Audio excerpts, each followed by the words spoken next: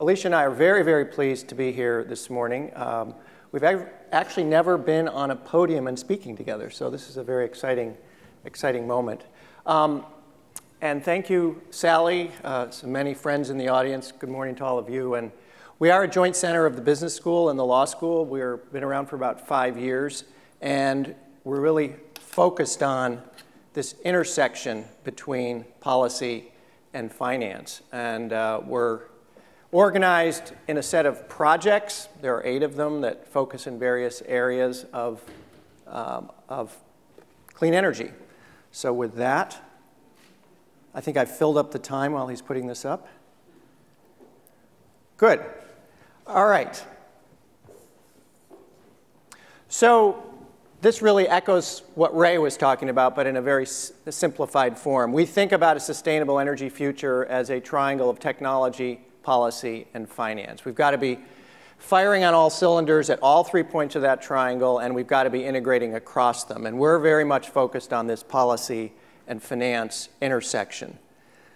When it comes to technology, we're focused on the whole pipeline, from what it takes to move things in basic and applied R&D, through demonstration, through piloting, on to commercialization, and to massive deployment of the sort that Ray was talking about. So for purposes of the next few minutes, innovation and commercialization are the 2 pieces of this pipeline that we're going to focus on. And there's a lot in this pipeline, more than 10,000 companies. This is a big, big pipeline spread across the world in a whole host of relevant areas. So it's an exciting moment. It's a complicated moment. Most of these companies will not get over the finish line, but the ones that do can have very high impact. Policy, the next point of the triangle, it does matter. When the production tax credit is in effect, wind gets deployed in the United States. When it expires, it doesn't. 2012, 7,000 megawatts of wind. The tax credit expired. We only built 1,000 megawatts of wind. The production tax credit today has expired. It does not exist. The investment tax credit for solar runs out at the end of next year. It drops from 30 to 10 for commercial and 30 to 0 for residential. So we're relying on some very dicey policy tools. And then finally, finance. We need a lot of money across a very, very complicated spectrum that often extends over decades. Government money in early, key, small amounts of venture money from there. This commercialization process happens. And then ultimately, we get to large-scale deployment of the sort Ray was talking about, where it's a mixture of equity and debt. There are 2 big challenges as we move out of the labs and get to full-scale deployment. We call these the valley of death. One is taking that idea out of the lab and getting it to a point where you can show that it works at small scale. The next challenge is taking that small scale and scaling it up to full-size deployment. So these are the 2 challenges we have. One we call the innovation valley of death. The other we call the commercialization valley of death. This is the big one, the big commercialization one, where venture firms put in small amounts of high-risk capital to get something to the point where it can be commercialized. The other end of the spectrum are the project finance folks like Ray, who put large amounts of low-risk capital into these kinds of projects. Quick example, fracking, 65 years to cross the valley of death. A whole host of technologies that had to converge. Horizontal drilling, hydraulic fracturing, seismology. Some of that work done by the private sector, some by government. And then it happened to, these converged at a moment when natural gas prices got to a high point back in 06 and 07. So technology intersected with the market, and fracking took off. Solar, we talk a lot about solar, but this was Bell Labs' advertisement back in 1954, advertising the solar cell and what we could do with it. Talk about a long, expensive slog. So it doesn't matter what the technology is. This is an expensive, time-consuming. This is not the next app. Let me say that. And with that, let me ask Alicia to carry on, then I'll be back up to give you a couple of quick examples. Great. Thank you, Dan, and thank you, Sally, and the GCEP team for inviting us to talk about our work here with you today. So, GCEP focuses on hard tech innovation, and as Dan articulated, as a joint program of 2 professional schools, we're focused on soft tech innovation, so how to get people to think and behave differently. So I'm going to talk a bit about some work we've been leading on how to catalyze private sector investment in clean energy innovation and deployment. This picture here represents one of the challenges we're looking at, which is to say that according to the International Energy Agency, in order to avoid the most catastrophic effects of climate change, we need to scale global investment in clean energy to $1 trillion a year by 2030, and that's $500 million by 2020. And Ray put up some other numbers, but this gives you a yardstick here. We're less than 1/3 of the way there. So we need to figure out how we come up with catalytic activities that can get us to that scale of investment. Let's see. That looks promising. Okay, so I'm going to walk us through kind of the current landscape for innovation and commercialization funding, some new catalysts that we see, and then the work that we're doing at the center to introduce new ideas and innovations into this landscape. So current sources of innovation funding, the government spend about $5 billion, US government spends about $5 billion a year on energy R&D. Many feel arguably that that is not nearly enough to achieve our goals, but compared to healthcare, which is about $35 billion, and defense, about $75 billion, you can see these are smaller numbers. That's a combination of direct funding into national labs, the ARPA-E budget. You've got academic sources of funding. GCEP is a very good example of how you're seeing university labs develop energy R&D, and you've also got private sources of capital, so corporates, and then risk capital, but keep in mind that that's actually a very small portion of the pie. So Cleantech VC invested less than $200 million in early stage ventures in 2014. That's less than the ARPA-E budget. So what are some of the new sources that are new catalysts that are coming to help bring these innovations really to market? You've got a combination of academic, government, and private sector solutions in terms of accelerators and labs. You've got here at Stanford the Tomcat Center that's trying to help with tech transfer from innovations coming out of Stanford into the commercial marketplace. You've got a whole suite of intermediaries that are helping mostly on the philanthropic side, but starting to bridge into the sort of impact investing and finance first community to help connect philanthropic and impact investors with energy innovation. On the commercialization side, traditional sources, Ray walked through a lot of this, we'll touch on government here too, but the government's role in commercialization is really to de-risk these opportunities. So you see things like the Loan Program Office, which has a significant amount of capital, $30 billion committed, another $40 billion in remaining authority. You've got overseas development finance institutions that are also playing an important role in this conversation. And then institutional investors who are looking for commercial market opportunities, and they're looking for market rate of returns. Some of the new catalysts that are starting to play in the commercialization space, you're seeing a whole suite of announcements from the big banks committing large pools of capital to scaling up investment in clean energy. But keep in mind, this is still largely project finance. This isn't sort of new, first of its kind demonstration plants, because they aren't designed to take on that sort of risk. You've seen some innovation coming out of OPIC with an aligned capital pilot program to help private investors connect with their pipeline of deals. NYSERDA has been doing a lot of really interesting work innovating public-private finance partnerships. You've seen new instruments. We've talked about this. Ray's already covered this stuff, but you're seeing the introduction of new instruments, green bonds, yield cos, and then some, again, new nonprofit and academic sources, which you hadn't seen traditionally, to try and help unlock capital for commercialization. So what are we doing at Stanford? We take a look at this landscape and think about what are some new sources of capital and some new vehicles that could bring solutions to bear on this challenge. So the work that I'm leading is on how to align philanthropic and long-term sources of capital with these critical gaps in both the innovation and commercialization of investment in clean energy. We write papers, we convene meetings, and we build connective tissue to address these challenges. So this is actually a fun timeline to build.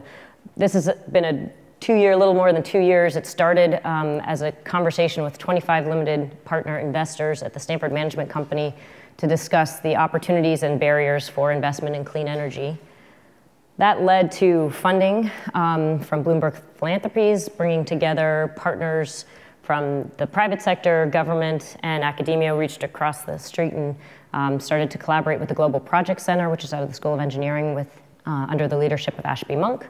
And one of the first things we did was launch an investor workshop series called Investing in a New Climate that brings together asset owners to help them better understand the climate exposure in their portfolio. So moving beyond the simple narratives of divestment and ESG screens and into the more complex data sources and tools and strategies for managing climate exposure across a portfolio. This work has led to announcements and meetings at the White House. We've been invited to host an Investing in a New Climate conversation in Paris, and we've seeded a new venture, which I will talk about. So what are these long-term investors? What kind of dollar amounts? Who are they? This is the landscape. We're talking about families, foundations, university endowments, pension funds and insurance companies, and sovereign wealth funds. And in aggregate, we're talking $100 trillion or thereabouts. These are big numbers, but they've been largely limited in terms of having aligned access points to connect to direct investment opportunities in innovation and deployment. And that's the kind of work that we've been leading. So I want to take a minute and talk about this White House Clean Energy Investment Initiative, which we were asked to highlight. This was an exciting announcement building on work that we did at Stanford here on really the bequest of the White House and the Department of Energy. Co-authored a paper on impact investing in the energy sector and the role the federal government can play in catalyzing those sources of capital. That conversation and work led to this announcement that the White House made in February of 2015 with the goal of catalyzing $2 billion in new investment from these long-term investors. They then held a summit in June, this past June, where through really the power of the spotlight that the White House can bring to bear on this conversation, they were able actually to put $4 billion on the board, which can be credited to this initiative. I'll come back to this aligned intermediary concept, but that was those were the points that Stanford, in collaboration with both the Global Project Center and Steyer-Taylor Center and a few of our colleagues, were able to put on that board. There was also, in addition to those capital commitments, some announcements from the administration of new executive actions, a Clean Energy Impact Investment Center at the DOE, some new guidance from Treasury on how to account for mission-related investments, and some activities out of the Small Business Administration. So the aligned intermediary, or is what some of my friends and I like to call the billion-dollar paper. This was really born out of a concept paper that I co-authored with Ashby Monk over here at the Global Project Center and a few others in the lead up to the summit to put together this idea for creating a new access point. Oops, jumped ahead. The animation is missing here, but bear with me. So the idea of the aligned intermediary is to create a new access point for the world's largest investors to connect directly with opportunities in clean energy innovation and deployment. It's effectively an outsourced deal team to identify, screen, and assess these opportunities for these long-term investors. We drafted this concept paper, introduced it to the market for feedback, and through a series of conversations and with the lead up with the summit on the calendar, we were able to secure over $1 billion in commitments from these long-term asset owners. That's UC Regents, New Zealand, Alaska, TIAA-CREF, and a family office, Tamarisk, to commit those dollars to working with this concept if we build it. And so with that, with those asset owners committed to those dollar amounts, we were then able to go to foundations and raise money for working capital to really build this thing. So to take it from a concept, which is where it's appropriate for the center to be developing, out into the real world and build a new entity.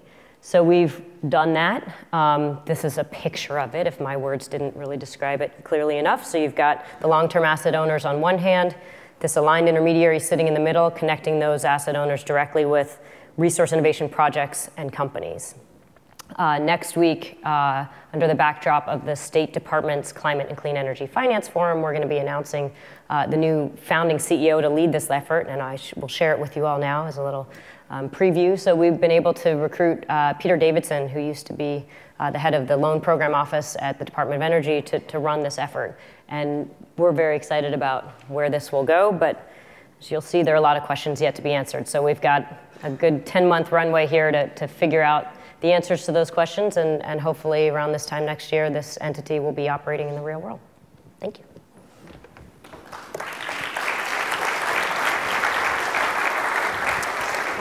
All right, that's the good news stuff that we've been working on with others. We're also interested in teaching old dogs new tricks, basically looking at current financing vehicles and asking ourselves, could they be repurposed? So master limited partnerships, virtually all of the oil and gas pipelines in the United States have been financed using MLPs. Real estate investment trusts increasingly being used to finance big electricity transmission systems.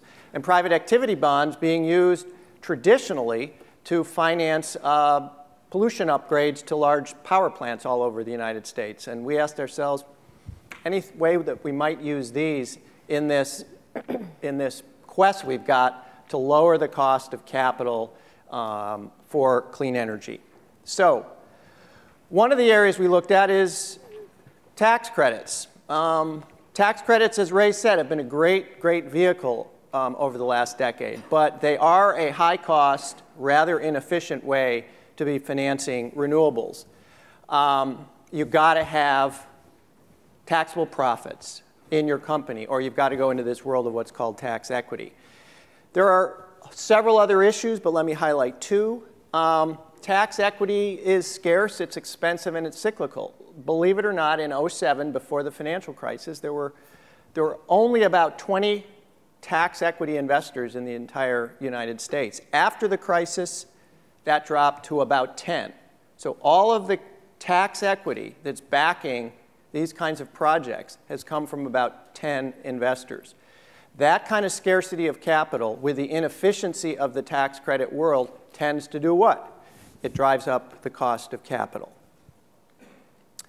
Add to that what we already talked about, which is the on and off again nature of the production tax credit and the investment tax credit, and you've got a recipe for real inefficiency.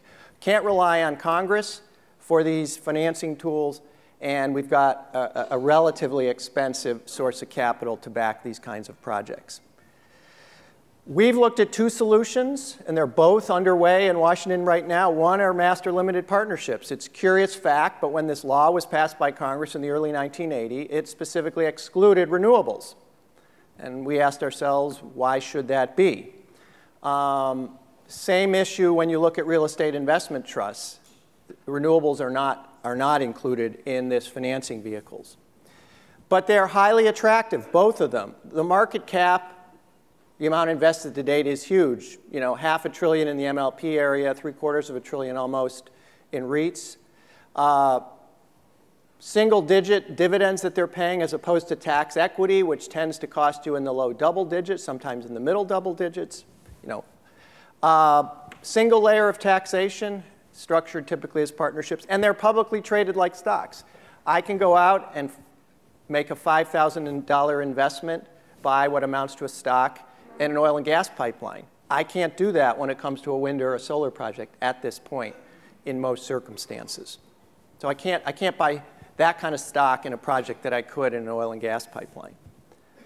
So we and others went to Washington. We published a major op-ed in the New York Times that helped kick off this conversation, and we and others were able to get a bill introduced, a bipartisan bill introduced in both the House and Senate that would open up MLPs. That was 2012.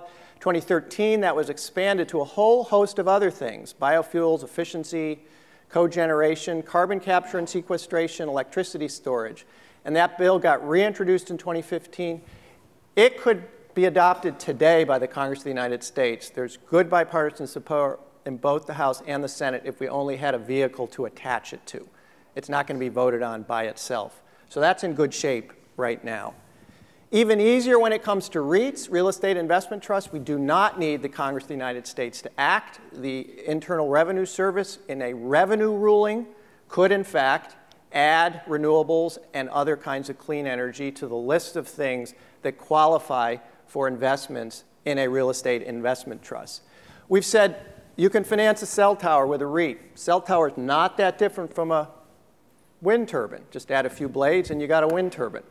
There shouldn't be that inconsistency. We and others have filed very detailed comments with the IRS on a proposal that the IRS did make to expand REITs to include some of these clean energy sources. So it is moving, not quickly enough, but we're hopeful that before President Obama leaves office, he will issue, his Treasury Secretary will issue this ruling that would open up REITs. And then finally, carbon capture and sequestration. As we've looked at it, and many people around this university, including Sally, have looked at it, it's very clear it's got to be a piece of the response to climate change. It's got to be one of those wedges. And there's some decent to good progress to report, but we still got some challenges. The progress, we do have a project operating now at a coal-fired power plant in Saskatchewan for the past year that's showing pretty good record of pulling that carbon dioxide out of the emissions from that plant. NRG, you heard about energy a few minutes ago, is building a CCS project for coal at an existing plant in Texas. ADM, the ethanol company, now is pulling CO2 off of a large ethanol project in Illinois. There are now fertilizer plants that are doing carbon capture. Oil refineries. So there's a host of projects, not a huge number, but a decent number, and there's a bunch of big companies that are involved in this business. And the biggest news, perhaps, in the last year is that a major utility is working on a project at a natural gas-fired power plant, a new natural gas-fired power plant, to capture CO2. So it's coal, it's natural gas power, and it's a whole host of industrial sources that we've really got to get after. But the costs are too high. The classic problem with any new energy technology, the costs are too high. And this is what the president of the project in Canada had to say. You know, it's expensive, and he's hopeful that the next plant is going to be cheaper. That's always the hope. But we've got to do some things to speed this up. So we began to ask ourselves, what could we do? And in this conversation here at Stanford, someone said, you know, there is this old financing technique that was used to clean up power plants back in the 70s and 80s. That is to say, to install electrostatic precipitators, flue gas desulfurization, all those things we put on power plants to clean up LA, which is on the left and the right in this picture, and to clean up lots of other cities across the United States.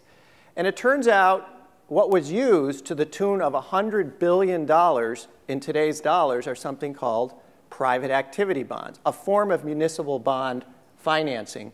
But the difference is you can use them with respect to private facilities if those private facilities are serving a public purpose. And in this case, it would be cleaning up the air emissions from a private power plant using a private activity bond. And that's how they got used in lots of cities around the United States, for example, for cutting SO2 emissions from power plants.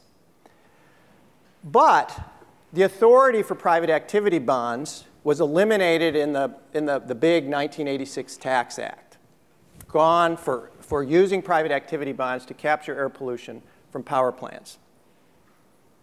Oops. Ooh, now what did I do? This was the good part.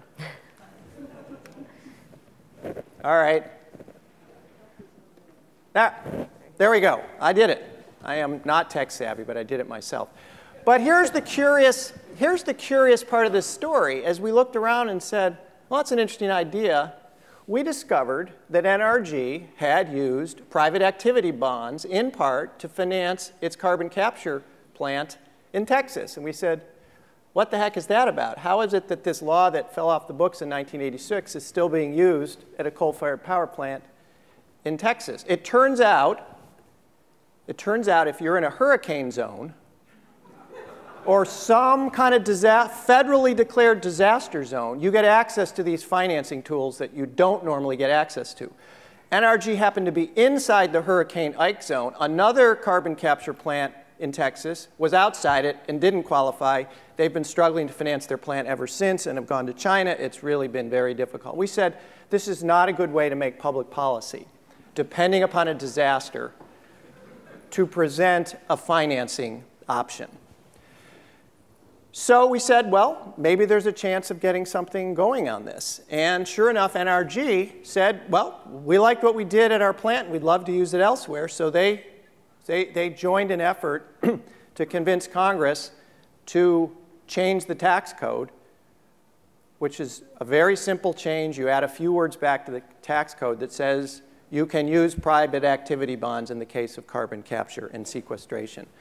And I'm hopeful, fingers crossed, that in the next couple of weeks, this bill will be introduced in the Senate with good, strong, bipartisan support, including 2 members, one a Republican, one a Democrat, of the Senate Finance Committee. So that's another example of how you can repurpose an old tool. And with that, we would be happy to take your questions. Thank you. Really exciting. Alicia and Dan, thanks for sharing this great work. My question is for Alicia on this new organization that's being set up. Will the investments be totally return-driven or totally return-driven? And also prevent significant amounts of greenhouse gases. So there's a mission screen absolutely on the opportunities. And one of the big questions that we'll be wrestling with is what's the corporate form of this new organization? But it will be mission-oriented, whether it's a nonprofit or some sort of hybrid structure. But yes, it will be both commercial returns and impact.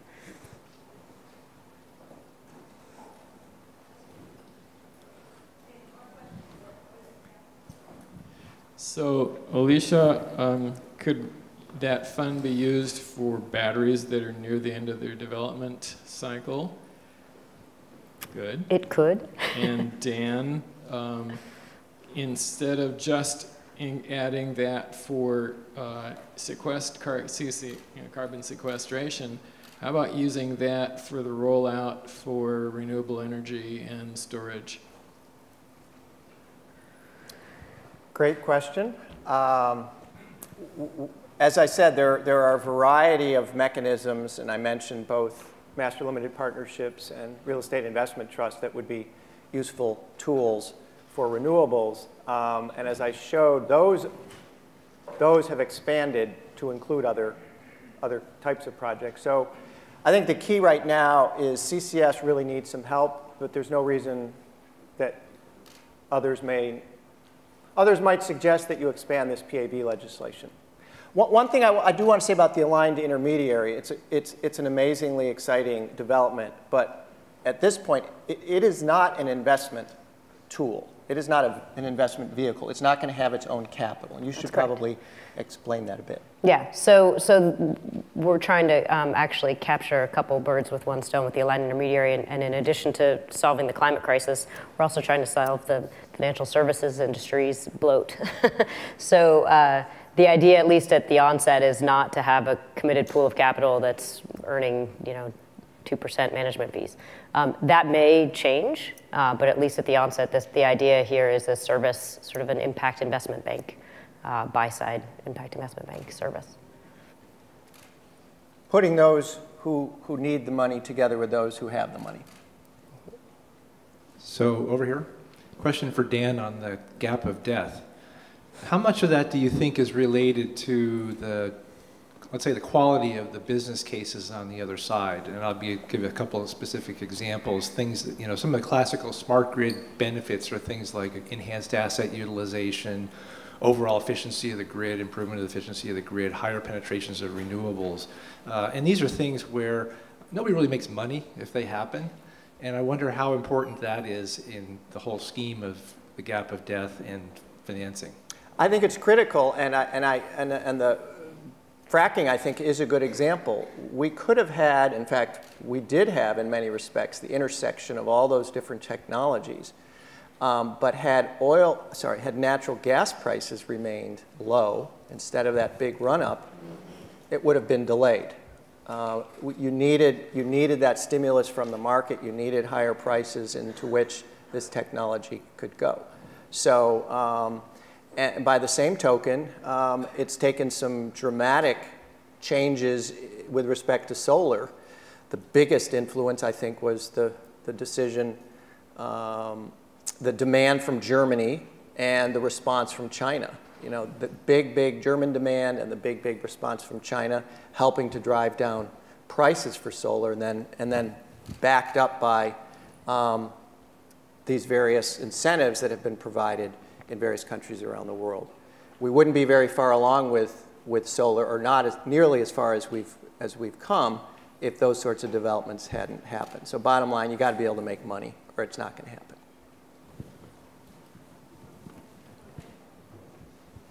I'm going to take advantage of having all this expertise up there. Dan, you did a great job of presenting the MLP and some of the other structures. I didn't see YieldCo up there, and NRG has been big on, I think they did the very first YieldCo. Great question. A YieldCo is essentially a synthetic MLP. That's the way it's been described by several folks. And it'd be interesting to get Ray to answer this, but I would suggest that YieldCos would not have developed had this MLP legislation been adopted in 2012. It was the lack of access to the real MLPs that I think caused the creative development of these synthetic MLPs called YieldCos. MLPs have some advantage over a YieldCo, particularly on the tax side. Quick story, at our big renewable energy finance conference that we do every year in New York, the question was put to the audience: if you had your choice, would you pick MLPs or would you pick YieldCos? And by a decent majority, folks said we'd prefer MLPs, and largely because it's a $500 billion industry. We know how to do it. We're not having to invent something. And I think to some extent, this serious drop we've had in YieldCos reflects some of the aspects of YieldCos that makes them slightly less advantageous than MLPs. Okay.